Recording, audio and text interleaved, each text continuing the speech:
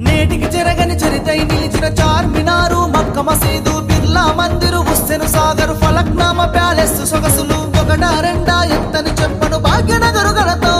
తన గుండెల పైన గోలుకొండ నాడే పేరొందిన శాలి పండన మూసీ నది మది సల్లగుండన హైదరాబాదు ఎండికొండ మిలియన్ మార్చ్ సాగరహారం సకల జనుల సమ్మె సమరం హైదరాబాదు ఒడిలో సాగిన స్వరాష్ట్ర సాధన పోరాటం పౌరుషాలను